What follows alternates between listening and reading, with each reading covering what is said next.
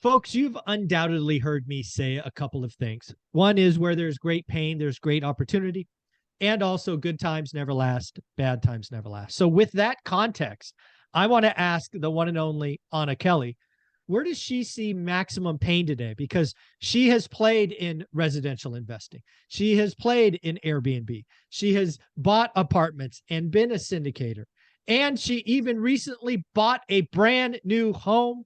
So Anna, I couldn't imagine somebody better to talk to about where maximum pain is. How you doing? I'm doing great. So good to be here with you today. So I want to talk about these four topics individually, and then I want to wrap up with what you think the maximum pain is. And we'll go to your most recent experience was which was buying a brand new home, right? You bought a Yes. brand new home in Texas. You negotiated a whopper of a deal. If memory serves, something like 25 or 30% off list price. Yeah, close to And 30. yeah, so that's got to be a sign that builders are full of pain, right? Absolutely. Yeah. New home builder residential, it's interesting because I had started looking for a single family home for a while for my mom and wanting to buy her something, and prices were pretty high, even with low interest rates. And I didn't want a mortgage payment over a certain amount. And what happened was, as I started to see rates really rise up, there were a lot of home builders, especially in the Sun Belt, who had built in advance. Basically, here's their models, this is what it is. They have almost everything done, and you can only pick your finishes at the end. And what I found is that Lennar Homes had 5,000 pre-built homes on the Woo! market that they were just finishing up and couldn't sell because there were so many cancellations. And so Lennar is a big builder in San Antonio. And I basically went to them and said, I'm ready to buy, but here's my price. And they were like, there's no way. It's already discounted, 60 or $70,000 off of list price. And what I did, Michael, is I went and I looked at older homes in the same nicer neighborhoods, built in the 1970s. And, I couldn't find anything for less than about 230, 240. The new homes were listed in the 299 range. And I bought the house for, I think, 214.5. So I Mm. got a better deal than an existing home, much older, that needed a lot of work. And they basically said, we're willing to negotiate, just make us an offer. And I was like, this is firm. And they came down and said yes. So that's happening all over the country. And actually, right now, single family home builders, especially those that are not building custom homes, but they're building tract homes that they're basically, almost completed. They've got thousands of units of inventory that they just cannot sell right now. People can't qualify for the mortgages where the rates are. So I think there's a lot of pain there, and it's a big opportunity for us buyers. Yeah, without question, right? The market pivoted, rates went up higher. Building a home is a month-long journey, so they build ahead. Then cancellation rates explode higher.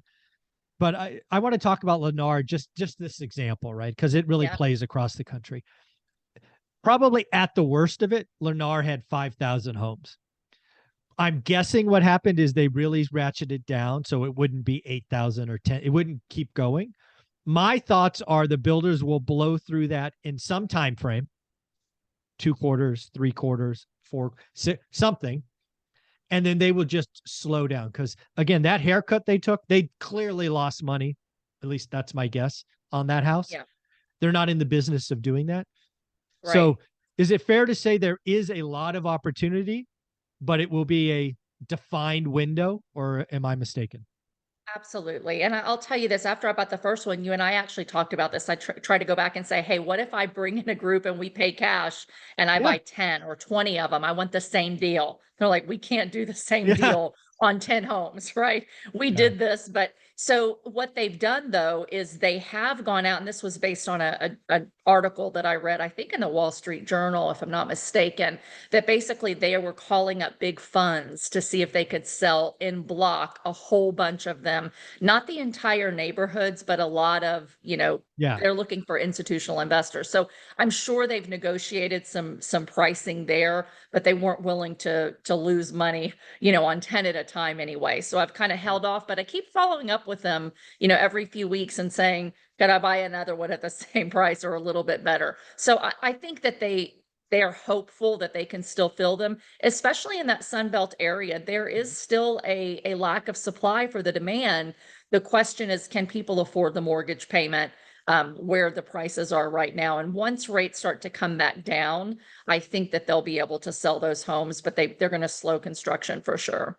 Yeah, I think new builds are there's tremendous opportunity. It probably started Q3 of last year, got really hot in Q4, which is when you secured yours.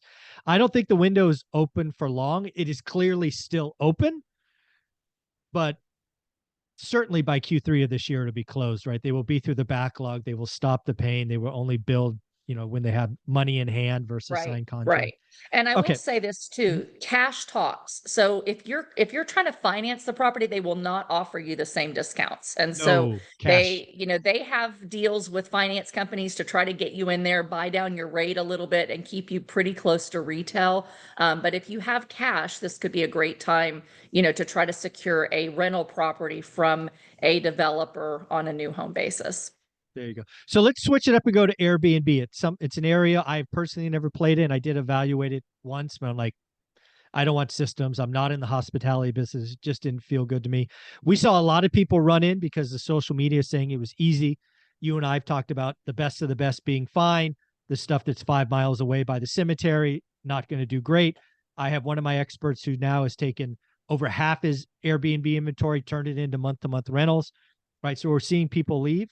I think there's a lot of pain coming to Airbnb. Some people may be forced to sell, but what are you seeing? Airbnb is a big bucket, but what are you seeing in the Airbnb as far as pain? It is a big bucket. I'll say this, one of the things, and we've talked about this a lot on the show, is when I've bought Airbnb units and specifically for vacation rentals, I've really bought in locations that have been historically vacation rental friendly. They want the tourism business. And I'm really big on buying in the best location. You've got to have this unique value proposition, such as mine are on the ocean. So they're ocean front or they're bayfront or they're in a mountain town right near everything. And so your location is critical. For those that still have a great location, the people that are still spending money on vacations, they want the best. They don't want Mhm. to, be in a home that's a 20-minute drive to the beach. And a lot of people, unfortunately, bought homes in single family residential neighborhoods 20 minutes from the beach in Sarasota, for example, thinking that they were going to make a killing. And they might have a year ago, but now those people that are still going to travel, because travel has slowed down a bit, Mhm. they want the best. They want that ocean front. And so I can tell you that in my rentals, I'm doing really well. I'm Oh, I'm completely sure. booked. I have more Yep. winter tenants than I previously had, and I'm filling up for that summer. I'm almost completely full on two of mine and building up on the others. So I'm not seeing the slowdown in my particular units, but I am hearing, I'm a part of Facebook groups and things of different vacation rental owners, and some of them are freaked out that they're not getting the bookings and they're not getting the listings. Typically, it's in those lower end price ranges, Yep. or they're in residential neighborhoods and they're not really right in the middle of everything. So those are the ones I see being hit the hardest. And unfortunately, even though those owners bought with a low interest rate, they banked on that 2021, 2022 rental income, keeping that as a sustained amount of income. And when that drops, they suddenly can't make the mortgage payment or they're not making as much money and they're kind of panic selling. So I'm seeing a big increase in listings of Me vacation too. rentals, furnished properties. Me too. And so again, those are a motivated seller group that feels a little panicked. And I will tell you that typically going into a recession, post pandemic, post inflation, during inflation, and fears of recession, people will start to slow down vacationing. And so I think that you're going to start seeing a lot more motivated sellers and maybe an opportunity for some seller finance deals in the vacation rental space. Yeah, I think there's always opportunity. That's why we're kind of talking about where's greatest pain, because I want to get your lens in where to look. We'll go to commercial next, right? Commercial. Okay. I have you've heard me, right? I've been kind of that lone voice for a while. Finally, people are coming around saying commercial repeated the same mistakes residential did. Short-term debt, it's called bridge debt in commercial. Horrible assumptions. We're going to do better rent increases than ever. It's just I just saw very bad deals come across. So many bad deals. They weren't all bad. I definitely looked at some, but I see a lot of pain coming to commercial. We've already had BlackRock, Brookfield, and PIMCO walk from deals because they're part of CMBS. Right. The only way to renegotiate it. That's just a sign that pain is building. We are in the very first inning of this, but it is Yes. clear there's a lot of pain up and down the commercial stack, not only office, not only retail, multifamily, all of that will have some pain because the debt must be refinanced. And if rents going down, occupancy going down, cap rates going up, cost of capital going up, it's a recipe for disaster. Twomley and I did some rough math on a building that we hypothetically was worth 25 million. We quickly turned it into a $9 million building. I mean, Right. there's some really big haircuts coming. Yeah, and I do think you have to really bifurcate commercial because they're very different animals. So retail versus industrial versus multifamily. And then of course you've got storage and mobile home parks and all Office kinds of and different things. yep, But I'll yep. say I think the greatest pain for sure is in retail and office space. And so Yes, people are agreed. simply not going back to the office, and there are major companies who are walking away from properties and handing the keys back to the bank Yeah. because they just simply can't fill the vacancy. So they have debt service that, to your point, is resetting at higher rates. They can't get companies to, lease their space for employees. If they own the building themselves, they're not getting the employees to come back to the office.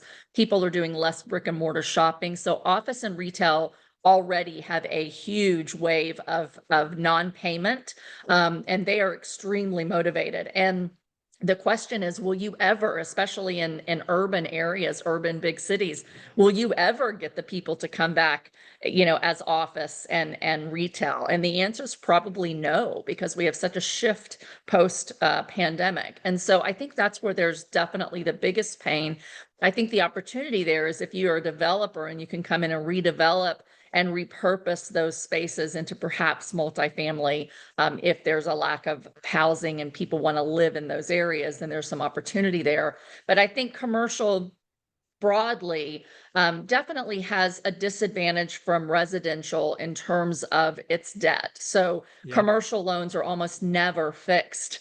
There might be a fixed period, 5, 7, 10 years, and then eventually that debt resets. And so for multifamily, a lot of investors that bought before the last year and a half to 2 years locked in 5, 7, and 10-year debt with Fannie and Freddie. Those are the agency lenders. And Mhm. so if you bought before 2 years ago, or you used agency debt in the last 2 years, you're actually sitting pretty. And so there's a Mhm. lack of inventory because most multifamily properties bought prior to 2 years ago have rates that are going to extend for at least the next 2 to 9 years, something like that, 2 to 8 years. And so there's not this huge distress like many people feared yet, because a lot of those rates are locked a little longer. Where you do have some nerves, Michael, is in the last 2 years when multifamily was bought with bridge debt. And because prices were going up like crazy and people couldn't qualify for agency debt because they paid too much for the property to justify the price, they went bridge debt. And I've been warning, like you, like Jonathan, for 2 years, don't go bridge debt, because after all this pandemic money, we're likely to see some inflation. And so thankfully, we've lived through things that showed us that, and for the most part didn't do bridge debt. But what I can say is that even those that did bridge debt, and this is something that has happened to me on one of my properties, it's happened to a lot of even really experienced, smart investors, is they might have gone bridge, but they bought rate caps. So it's Mm. basically an insurance policy that if the rates go up, we're capped at a certain rate. So it's essentially like a fixed rate Yeah. property. The challenge has been, and this has never happened historically, is that in the fine print, the lender can make you escrow for a new rate cap. Well, because rates Mm. have gone up so significantly in the last year, there are examples where I can tell you where that rate cap costs $30,000. Now that rate cap renewal is $500,000. A rate cap was 180,000. The rate cap renewal is over $1 million to Woo! renew that rate cap. So what's happening is, even if you bought a great property and it's actually performing and all of your numbers look really good, the fact that you're having to now escrow in advance for a new rate cap for next year at sometimes more than 10 times the original cost completely blindsided syndicators. And so those that are listing right now, it's usually because they had bridge debt and a rate cap, and that escrow is making them go negative cash flow. They're having to do capital calls. And yes, that's a major point of distress in this market right now for multifamily. Yeah. People can also watch, there's a gentleman named Ben Mala, big channel, big kind of commercial. He's actually admitted he made many mistakes. He didn't lock in his money. There was one retail strip center I think he had like variable debt at like 175, so crazy low rate. He could have locked in at 3.5. He didn't. Now it's over 6. Right. And here's the challenge. Even if you've been investing a really long time, we've never seen what's happening with rates in my lifetime, not since I was a child, okay, in the late Right. 1970s and early 1980s. So Correct. even if you've been investing 20, 25, 30 years, like many of us have, you never saw rates really go up this high with a threat for them to stay up this long and maybe even longer. Yeah. Now that Powell just gave another speech and the data is showing inflation's pretty sticky. And so, Mhm.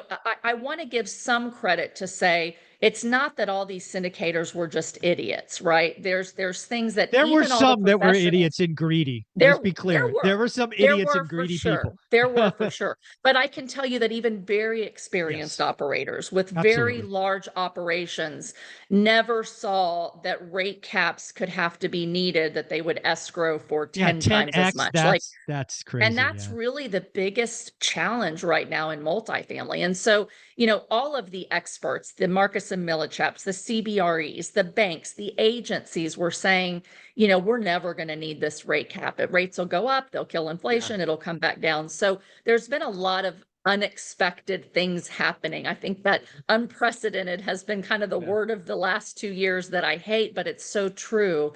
There's just a lot of pain because of just major shifts in the economy that nobody really expected. So Yeah. even those of us who tried to underwrite really conservatively could be blindsided by these rate caps. And so Yeah. fixed rate debt is almost always the best way to go, even with commercial. And it's why, thankfully, I avoided bridge debt for the Yeah. last several years, so I'm not in that type of distress. I'm so thankful I found a non-QM lender that would go sub 4 on 30-year money for my apartments. It That's uh great. it was painful. I mean, it was a process. It wasn't painful, it's just a process. But yeah, I look like a genius now. So anyways. So speaking about residential, it's funny. You've seen my 50-year spreadsheet a couple of times. Yes. I was trying to figure out what's going on. And it's funny you brought up the late 70s and early 80s because I've been studying that for a long time. Yes. And it's really been what's led me to my correct housing calls. But there was something I missed until this weekend. So I'm going to tee it up. I'm going to ask you to guess, and then I'll give you the answer. Okay. Okay. So in 1978, we had 4.8 million transactions. I'm going to round the numbers. We had 4 million existing home sales and we had 800,000 new home sales. Obviously, in 1978, we start rate increases. They go up, they come down a little bit in 80. Then we got Paul Volcker in 81, right? We ultimately, I'll tell you the bottom. The bottom was 4 years later. 1982, we do, roughly speaking, 2.4 million total transactions. So 4.8, 1978. Bottom is 82 at 2.4. I want to ask you just wild ass guess. What year after 82 did we get back to 4.8 million total transactions? Just a wild guess. 86. 96 is the answer. Wow. 18 Wow. years. Think about that. We had 50 million more Americans in 86 or 96 versus 78. We don't break 4.8 until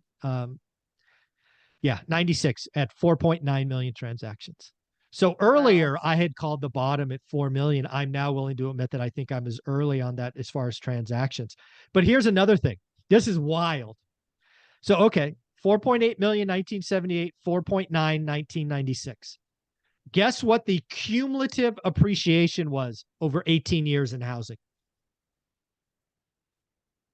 18%. 90. Adjusted by inflation? No, nominal, not real. Actually, Nominal. No. nominal. Yeah. I'll actually pull it up after this video because I have the data to adjust, but that was a nominal number. Nominal. Yeah, that doesn't surprise me because Yeah. if you think average Yeah. It's 4% average per year, 5.6. Yeah, that's exactly. close to 80, not quite. I don't have my Yeah. calculator in my head, Yeah. but that doesn't surprise me. Yeah. We had one It does down year. surprise me about the transactions taking that long. I wonder how many of those transactions, Michael, before the Fed started with the massive inflation fight, how many of Mhm. those transactions previously had fixed debt at a low rate and just chose not to sell for a long That's time? exactly what is happening now. People are like, it's never like Yes. there was a Bigger Pockets publish or post or tweet, the young guys like, this has never happened before. I'm like, it absolutely did. It just happened before you were born. He's like, Right. what And do you that's when all the mean? I'm baby like, boomers were buying houses for the first time. So you had a mass increase in the number of people buying 30-year fixed rate, presumably. And they're like, why in the world would I sell my house just like we're yep, having right now? So exactly. it doesn't surprise me, but it does surprise me that it took quite that long. Yeah, yeah. So last thing, because again, we both have experience in residential. Do you see some cataclysmic total pain collapse in the residential market? Because again, 98% of loans are fixed, 58% or whatever it is below four. Do you see just total pain coming? I don't. I don't see cataclysmic pain. Yes, a reduction in transactions for a very long time. Sure. But again, like you said, I mean, it's over 80%. The data's kind of 84, 88%, something like that, are 30-year fixed money sub 4%. So nobody in their right mind would sell their house Oh, today unless they absolutely have to. And yeah, so, in the 80s, I would say a lot of times it was single income earners in a family, just the male worked, for example, sure. if they lost a job, it could be cataclysmic, right? So they might have to sell their house. Now, so many people work from home or can work from anywhere that people really don't have to necessarily have to sell their house in order to find a new job, even if you hit a recession. So Mhm. I don't see people selling their houses. I think more people, if they had to move, they rent their Rent. houses out These if they accidental need to. landlords. Yep. Right, but if you had to sell your house today and pick up and rent, the rent spread over the mortgage payment, the You average would in the lose. country is Yeah. almost $1,000 a month more that you're going to pay in rent than it would if you bought that. I'm sorry, now that you're going to pay in a mortgage than you would Yeah. pay to rent. And so it's Yep. more expensive to both buy a new house and to rent than it is to stay in your current home. So Yeah. I don't see a massive increase in supply that Mhm. causes a cataclysmic drop in price. In Exactly. most area of the Supply. country, I don't think that the supply is going to uptick to the extent that we would need in order to cause a mass decrease in home values. Yeah. So at the end of the day, kind of put a pen on this. Where do you think the most pain is? Because again, it, I don't know if this is callous, but where there's the most pain, there's the most opportunity. You're For obviously sure. always looking for the next deal. Where in this whole thing are you looking most specifically? Yeah, I'm all about diversification. So I will say if you're a newer investor, you put blinders on, you know your buy box, like Michael preaches all the time, and you don't get squirrel syndrome and go look for this, this, and Yes. this. Because I've been investing for a long time, 25 years or so, I buy small multifamily, large multifamily, Yeah. residential, vacation rentals. So I'm looking at all of them to say, Mm. where is there the best opportunity? And so I'm looking at all of these things that we're talking about, with the exception that I'm not looking at office and retail. I Yeah. think there's a lot more pain to come. And I think fundamentally, unless I want to go in and spend a lot of time and money redeveloping those Yeah. projects, there's just too much stickiness and Yeah. execution risk, and the cost of capital is extremely high right now on redevelopment projects. So there's huge pain in office and retail. It's not a place that I'm looking. I'm Yeah. still really looking for distressed large multifamily because Me we're too. able to take those down with private equity groups, with limited partners, accredited investors that want to invest with us. And then we have the wherewithal to be able to get really great debt at this point. So I'm looking Yeah. at large multifamily. I'm looking at a lot of smaller multifamily. When I say smaller, I'm talking, 10 to 30 unit properties with landlords that are just tired of it. Yeah. And maybe they can't cash out their equity because the interest rates are too high. And I'm still really looking for vacation rentals because I think there's more opportunity and I more love that. distress there than there are in other areas, knowing though that there's still potential that the values of those properties could come down, and that over the next year or two, if we have a deep recession, the rental income could be low for a while, but I'm a long-term investor. And so if I can find a great basis, a great buy, I can get some type of loan assumption, for example, or some seller financing and keep my cost of debt low, then over the long term, those properties I think are still going to perform well if they're well placed. So at the end of the day, I think this is true. You're probably more excited about the opportunities in 2023 than you were in 2022. Is that fair to say? I would say it's probably about the same. Oh, I really? Okay. think because here's the thing, even though there's motivated sellers, I haven't seen the prices come down enough yet Oh, yeah. to First justify the inning. We're additional. yeah. Yeah, to Yeah. justify the additional mortgage payment. So we're just not there yet, right? Agreed. So Agreed. before I could still get great debt. So even if I paid Mm. retail on a property, I could get loans and work with my lenders to get really creative to keep my debt service down and my cash flow up. Yep. Right now, lenders are saying, nothing Nuh-uh. outside Nuh-uh. you can Yeah. ask, but for the most part, they're saying we want vanilla, we want de-risked. And so you've got to get a good enough price to offset, the lack of creativity, the lower LTV and the higher interest rates. So we're not there yet, Michael, but I'm excited that unfortunately, if we hit a deep recession and if rates keep going higher, those that are distressed are going to be more motivated, and that's going to be an opportunity to get properties for a lower price that makes sense for us, where we can still help people out and try to create a win-win situation. I love that. Anna, you are amazing. How can people follow you? Great. You can find me here every week on my playlist on your channel. You can find me on social media at Anna Kelly REI Mom and on my website at greaterpurposecapital.com. Thank you so much.